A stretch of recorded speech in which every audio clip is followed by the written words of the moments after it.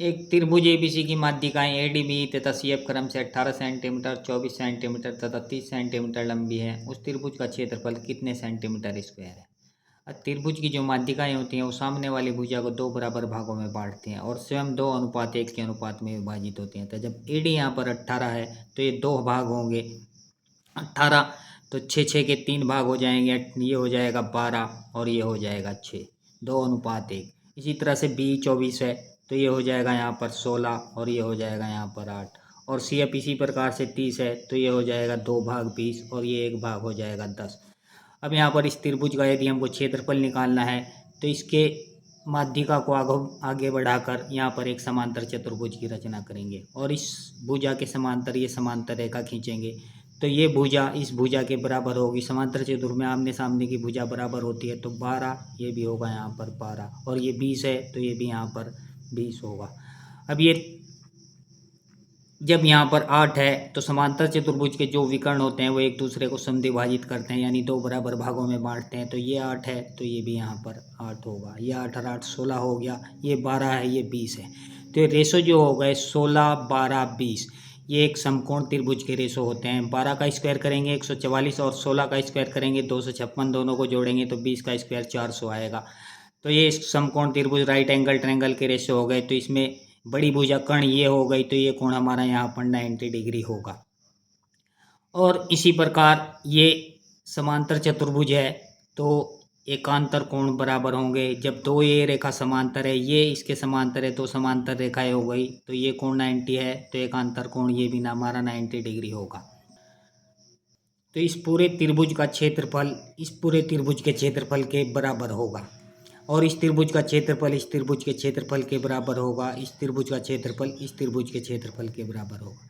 इसी प्रकार से हम दूसरी साइड में यहाँ पर एक समांतर चतुर्भुज इस भुजा को माध्यिका को आगे बढ़ाकर बना सकते हैं और यहाँ पर 90 डिग्री का कोण इस पॉइंट पर बनेगा और यहाँ से हम यह इसी प्रकार सिद्ध कर सकते हैं कि इस त्रिभुज का क्षेत्रफल इस त्रिभुज के क्षेत्रफल के बराबर होगा। इसी प्रकार इस भुजा पर यहाँ पर समांतर चतुर्भुज बनाकर यह सिद्ध कर सकते हैं कि इस त्रिभुज का क्षेत्रफल इस त्रिभुज के क्षेत्रफल के बराबर होगा। तो यहाँ से यह निष्कर्ष निकलता है कि इस माध्यिकाओं से जो त्रिभुज बनते हैं ये 6 इस त्रिभुज के अंदर, इन सभी त्रिभुज के क्षेत्रफल आपस में बराबर होते हैं। तो इस त्रिभुज का क्षेत्रफल निकालने के लिए हमको एक छोटे त्रिभुज का क्षेत्रफल निकालना है और उसमें 6 से गुणा करनी है। तो त्रिभुज का क्षेत्रफल बराबर हो जाएगा यहाँ से 1/2 आधार होगा हमारा ये 8 ले लेते हैं गुणा 8 और ऊंचाई होगी 12 और गुणा में आएगा 6। त्रिभुज का क्षेत्रफल निकालना है गुणा में 6, तो 2 से इसको काटेंगे 4 बार। अब 12 चौक 48 गुना 6, 48 में 6 से गुणा करेंगे 6 × 48, 6 चौक 24 और 4 28, 288 सेंटीमीटर स्क्वायर या वर्ग सेंटीमीटर। तो ऑप्शन सी यहाँ पर राइट आंसर होगा। अब नेक्स्ट क्वेश्चन, दो किस्मों की मिश्रित चाय में दार्जिलिंग तथा असम की चाय का अनुपात क्रमशः 4:7 तथा 2:5 है। उन दोनों किस्मों की चाय को किस अनुपात में मिलाना चाहिए ताकि दार्जिलिंग तथा असम की चाय का प्रतिशत नए मिश्रण में 6:13 हो जाए। अब यहाँ पर दो प्रकार की किस्म की चाय दी गई है, एक फर्स्ट है और दूसरा सेकंड है।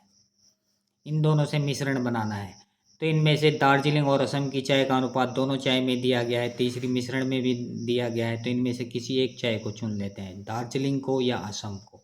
तो पहले दार्जिलिंग लिखा हुआ है तो दार्जिलिंग को ही ले लेते हैं। तो फर्स्ट प्रकार में रेशो में दार्जिलिंग कितना हो जाएगा, तो 4:7 है। दार्जिलिंग का रेशो है यहाँ पर 4, तो अनुपात का योग हो जाएगा 4 और 7 11, तो 4/11। फर्स्ट प्रकार की में दार्जिलिंग की चाय होगी 4/11। इसी प्रकार से दूसरे रेशो में तो दार्जिलिंग का रेशो 2 और अनुपात का योग 7, 2/7, और मिश्रण में इसी प्रकार से हो जाएगा 6 और बटा अनुपात का योग 19। अब इसमें से इसको माइनस करते हैं, D-M और M-C, तो 2/7 माइनस 6/19, 2/7 माइनस 6/19, और इधर हो जाएगा 6/19 और माइनस हो जाएगा 4/11। तो 19 दूनी 38 और 7 छंग 42, 38 में से 42 गया माइनस 4 और बटा 19 सत्ते 100, 33 और इधर हो जाएगा 11 छक्की 66 और 19 चौका 76। तो बचेगा यहाँ पर माइनस का 10 और बटा 19 11 गुणा 11 ऐसे ही लिख देते हैं।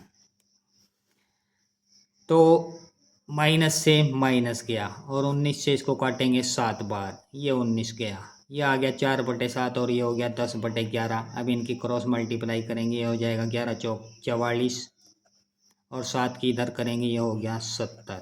तो अनुपात आ गया 44:70। 2 से इसको काटेंगे तो 22 आया और 2 से इसको काटेंगे तो 35 आया। 22:35 ऑप्शन डी यहाँ पर राइट आंसर होगा।